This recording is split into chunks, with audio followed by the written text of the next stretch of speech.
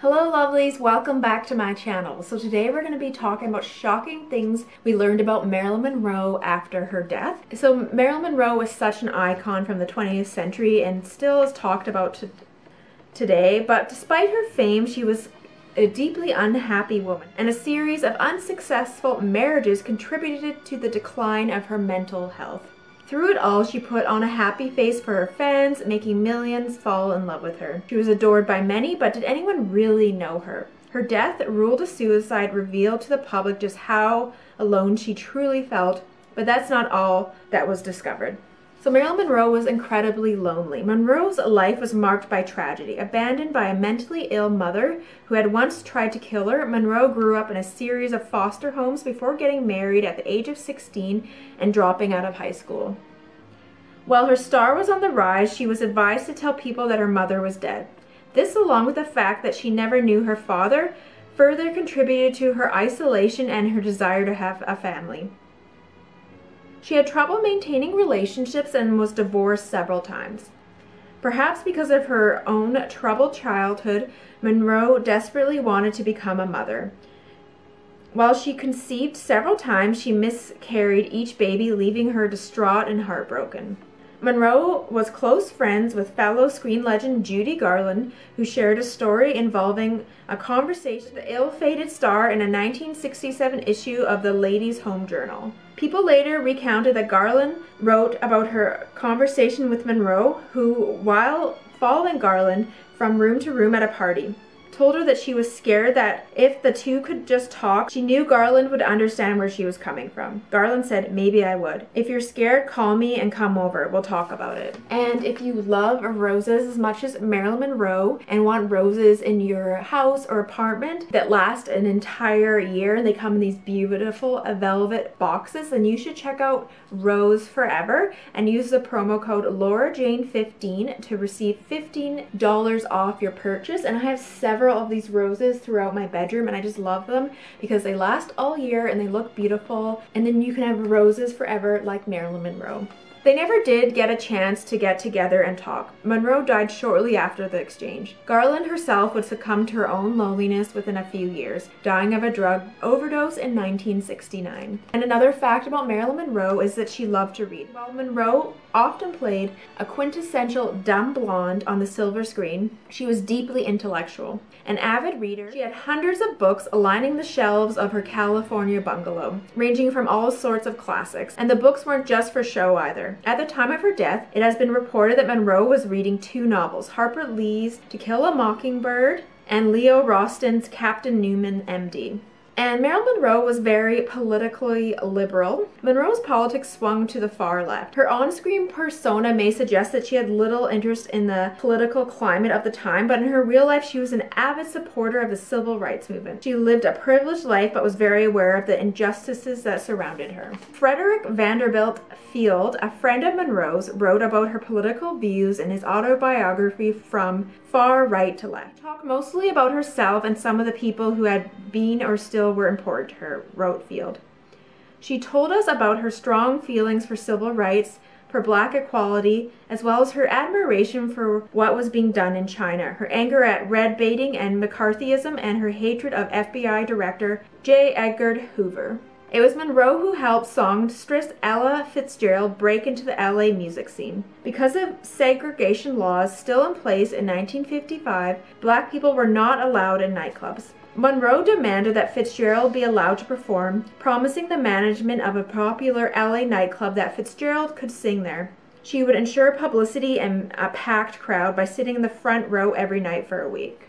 And another shocking fact is Marilyn Monroe was monitored by the FBI for years. In part because of her political views, the FBI monitored Monroe's activities for years. Her marriage to the left-leaning playwright Arthur Miller was also viewed as suspect, particularly considering Miller's stand against Senator Joseph McCarthy, who led a series of anti-communist witch hunts in the 1950s.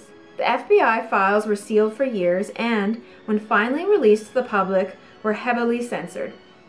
The complete files are available now, though huge parts are blacked out. According to the FBI, the original untouched copies of the Monroe files no longer exist. The FBI was never able to prove any ties to Monroe and communism writing. Subject's views are very positively and concisely leftist. However, if she is being actively used by the Communist Party, it is not general knowledge among these working with the movement in LA. And another thing we learned, and a scandal, is she was possibly involved with Bobby Kennedy. The rumor that Monroe was involved with President John F. K. and his brother Robert Kennedy persisted for years despite no evidence to support the claim. In 2016, however, the Telegraph reported that a letter confirming the link between Monroe and Kennedy was being put up for auction. The alleged letter was sent to Monroe by Kennedy's younger sister, Jean Kennedy Smith.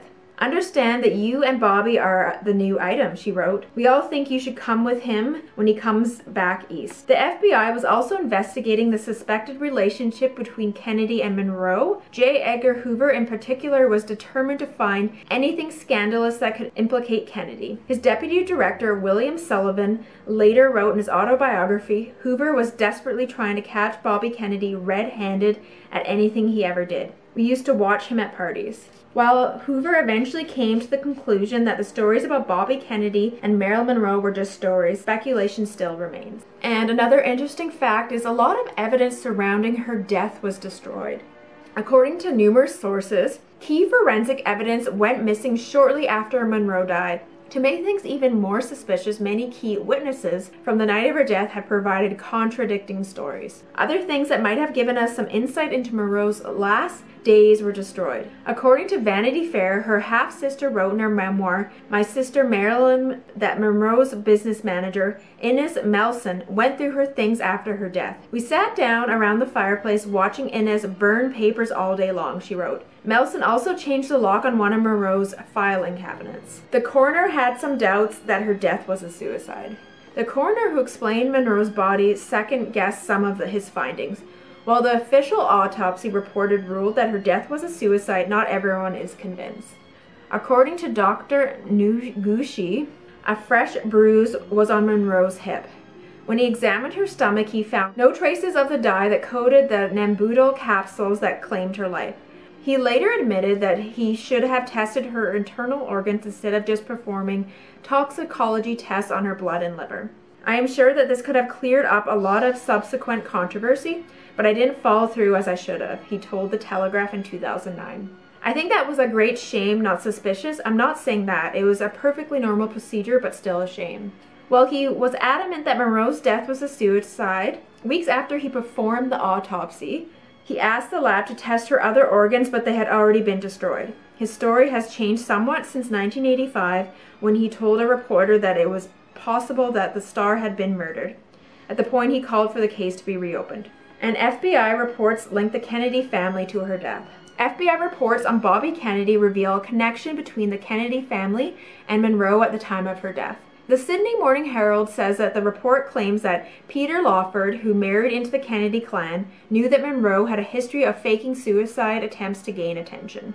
Lawford is reported as having made special arrangements with Maryland's psychiatrist, Dr. Ralph Greenson from Beverly Hills, reads the file. The psychiatrist was treating Marilyn for emotional problems and getting her off the use of barbiturates. On her last visit to him, he prescribed Seconal tablets and gave her a prescription for 60 of them, which was unusual in quantity, especially since he saw her frequently. On the date of her death, her housekeeper put the bottle of pills on the night table. It is reported that the housekeeper and Marilyn's personal secretary and press agent, Pat Newcomb, were cooperating in the plan to induce suicide.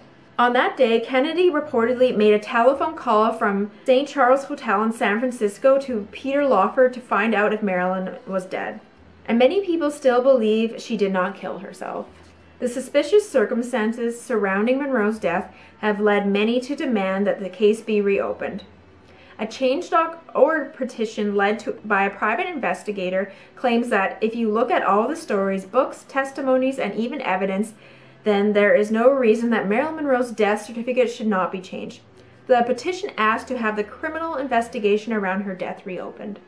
There are many conspiracy theories that speculate Monroe was murdered, some of them more credible than others. Some people believe she was actually abducted by aliens, while others are convinced that as part of the government covered up to prevent her from revealing her relationship with Bobby Kennedy. And Marilyn Monroe was an excellent cook. Perhaps Monroe would have been happier if she had been a wife and a mother instead of an internationally celebrated star. She certainly longed for the simpler things in life. After her death, many recipes were found in her home, and it is thought that she planned to one day write a cookbook. Experts who studied Monroe's recipe for stuffing said it had the unmistakable balance of fussiness and flexibility that is the hallmark of an experienced and confident cook. And Marilyn Monroe's notebooks reveal a powerful way with words. Monroe's personal papers were published in 2010, providing a complex view of the film icon. BBC calls her words the writings of a poet, proving for once and for all that she was a far cry from the simple-minded beauty she portrayed. Her writings show her frustration at dealing with day-to-day life and people around her. I can't really stand human beings sometimes.